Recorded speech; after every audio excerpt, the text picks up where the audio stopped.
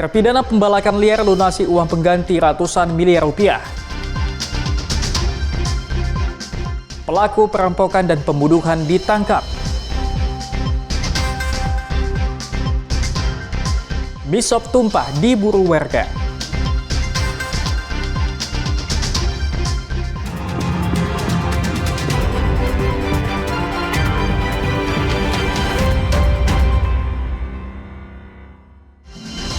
Halo, selamat pagi saudara. Kompas Sumut hari ini hadir dengan beragam informasi penting dan menarik dari Sumatera Utara. Selain 3 sorotan tadi, sejumlah informasi lain akan kami sajikan dalam Kompas Sumut. Bersama saya Emir Syapurba, inilah Kompas Sumut selengkapnya di Kompas TV, independen terpercaya.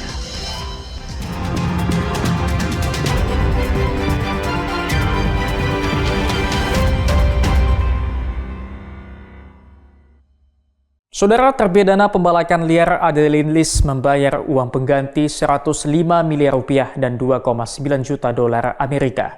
Penyelesaian uang pengganti perkara korupsi ini sebagai upaya pemulihan keuangan negara oleh Kejaksaan. Kejaksaan Sumatera Utara melakukan eksekusi uang pengganti atas kerugian negara dalam kasus pembalakan liar di Kabupaten Mandailing Natal dengan terpidana Adeline Lis. Terpidana Adeline Lis melalui keluarganya melunasi uang pengganti sebesar 105 miliar rupiah dan 2,9 juta dolar Amerika. Uang pengganti ini akan disetorkan ke kas negara sebagai bentuk penerimaan negara bukan pajak.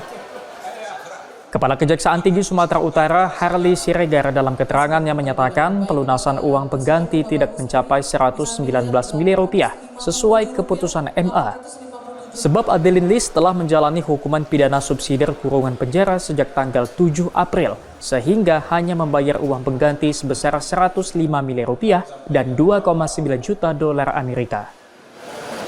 Pidana subsidiar yang sudah dijalani adalah 149 hari dari 7 April sampai 2 September, sehingga total uang pengganti 105.857.244.282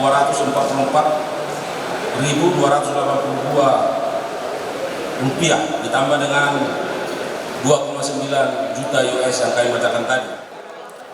Adeline Lis merupakan terpidana kasus korupsi serta tindak pidana kehutanan secara bersama-sama dan berlanjut.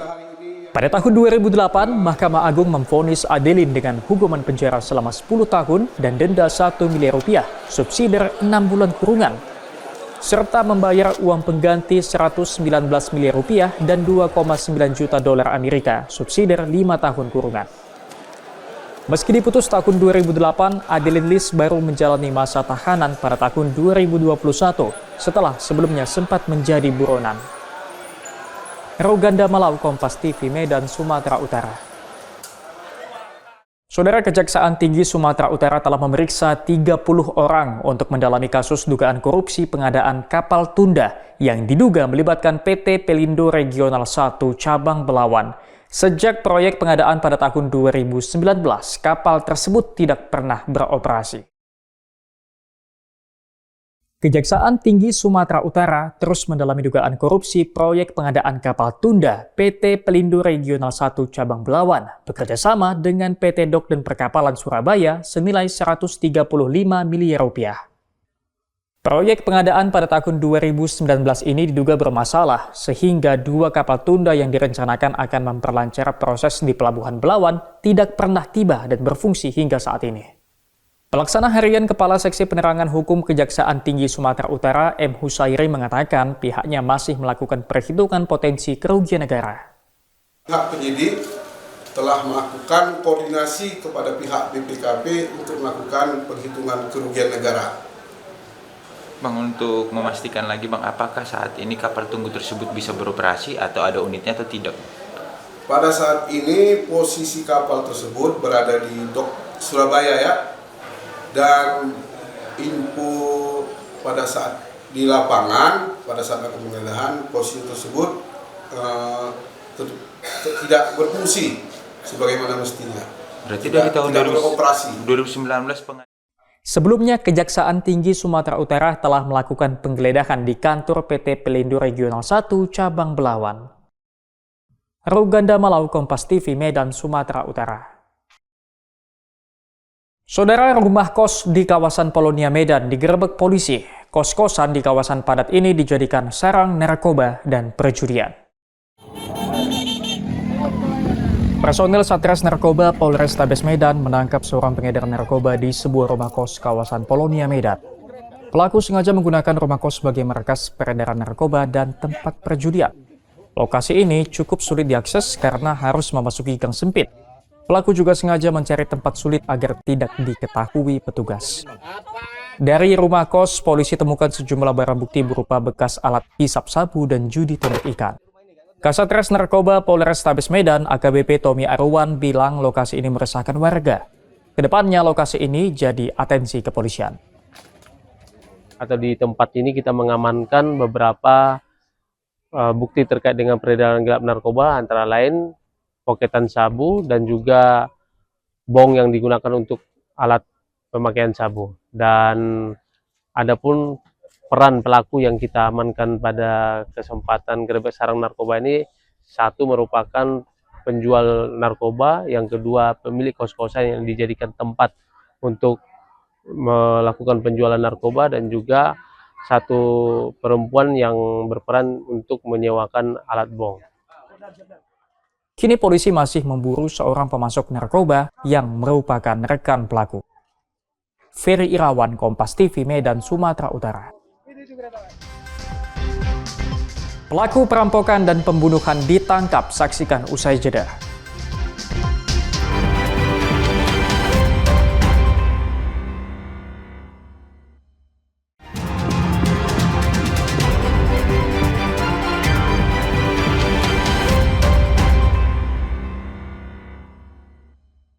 Masih bersama saya, Emir Syahpurba, dalam Kompas Sumut. Saudara, Polres Tanah Karo menangkap pelaku perampokan dan pembunuhan di kota Brastagi.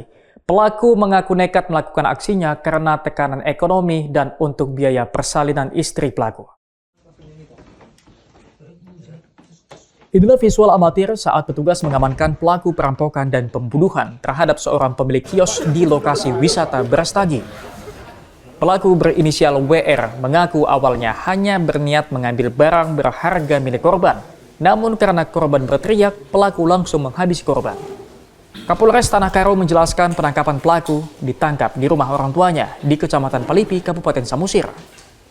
Ya, kalau menurut keterangan tersangka itu dia motif ekonomi. Dia ke sana itu bukan untuk membunuh, tetapi untuk membobol warung yang sudah tutup.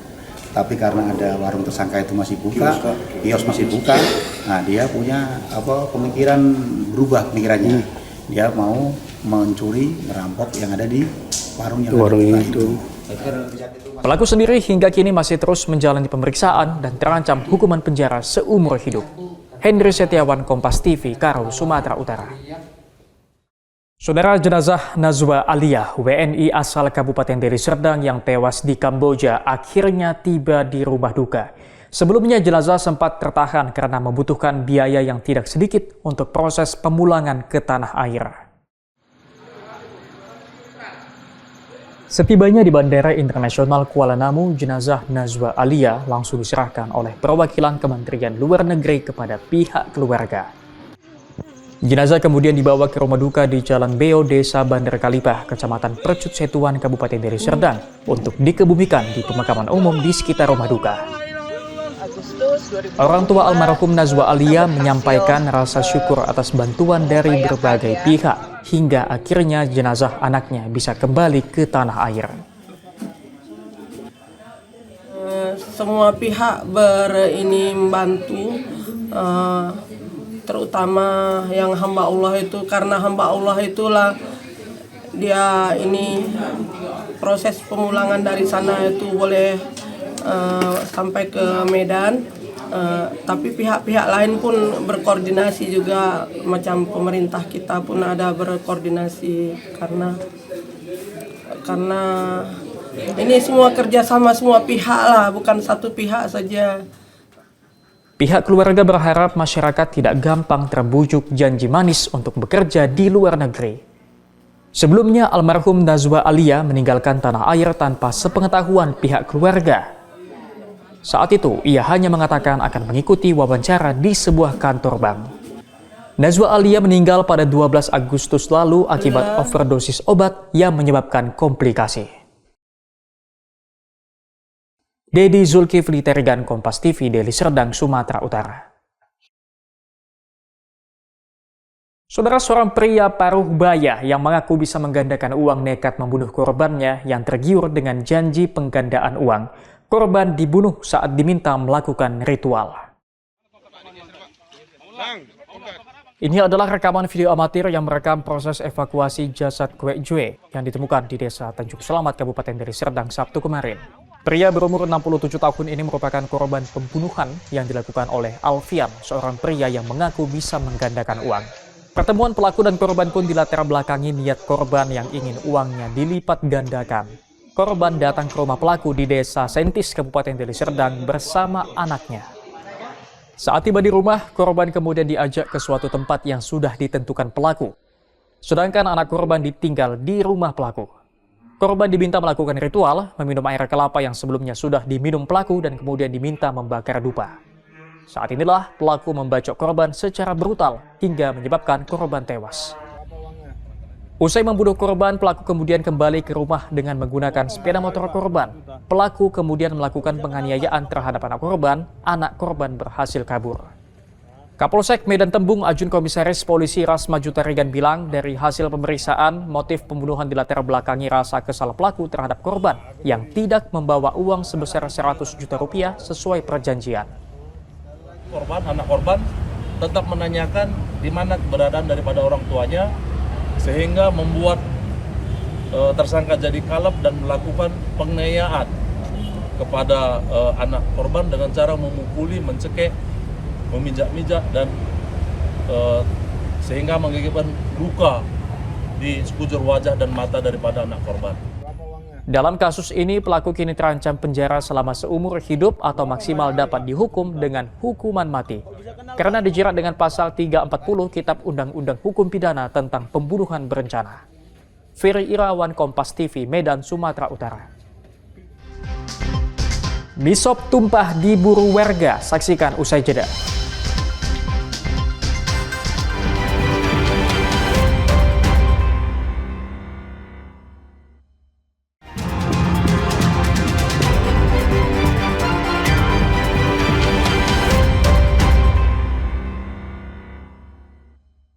Masih bersama saya Emir Syapurba dalam Kompas Sumut. Saudara, di kota Padang Sidempuan ada sajian kuliner yang cukup unik, namanya misop tumpah.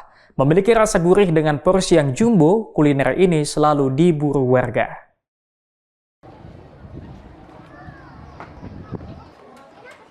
Sesuai dengan namanya, misop tumpah, kuliner yang jadi menu utama sebuah rumah makan di kota Padang Sidempuan, disajikan dengan porsi jumbo.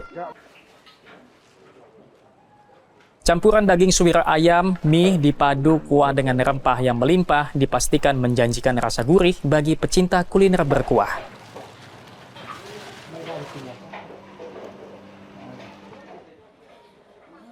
Selain menunya, suasana rumah makan yang asri dan dekat dengan persawahan menjadikan lokasi ini selalu diburu warga yang ingin menghabiskan waktu bersama teman atau keluarga.